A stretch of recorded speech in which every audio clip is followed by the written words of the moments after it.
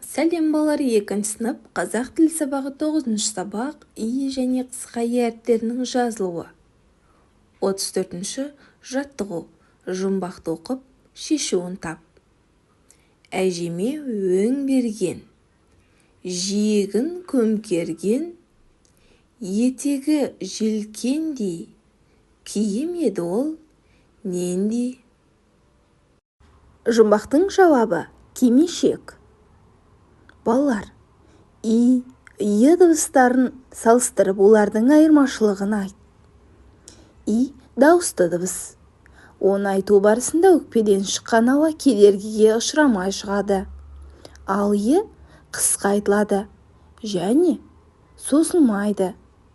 Е дыбысы дауыссыз дыбыс. Оны айту барысында өкпедегі ауа кедергіге ұшырап шығады. 35 жаттығу. Жаңылтпашты жатқа жаз. И әріптері бар сөздердің астын сыз. Бейсенде бар сеңсең тон.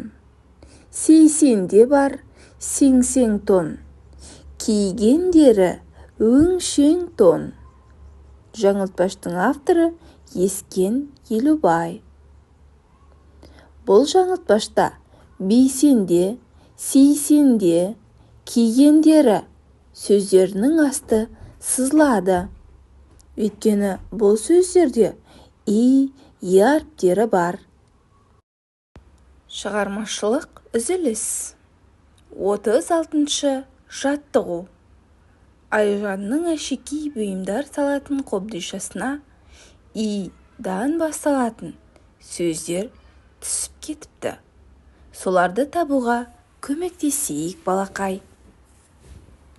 Мұнда бірінші қатардағы сөз ит, келесі қатардағы ине, үшінші қатардағы сөз үйрек, төртінші қатардағы сөз ислам, келесі қатардағы сөз инабат, келесі қатардағы сөз итбалық сөзі.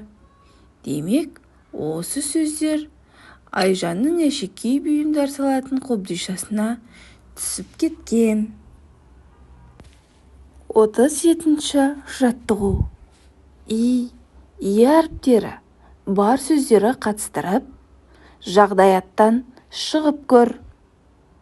Димаш дене шынықтыру сабағына киетін аяқ киімін жоғалтып алды. Ол менің аяқ киімім жоғалды. Ол өте қымбат тұрады. Оны әке-шешем туған күніме сыйлаған болатын. Табуға көмектесіңдерші деген мазмұнда хабарландыру жазды. Осы хабарландыру арқылы ол аяқ киімін таба ала ма? Таба алмаса, сен хабарландыруды қалай жазар едің?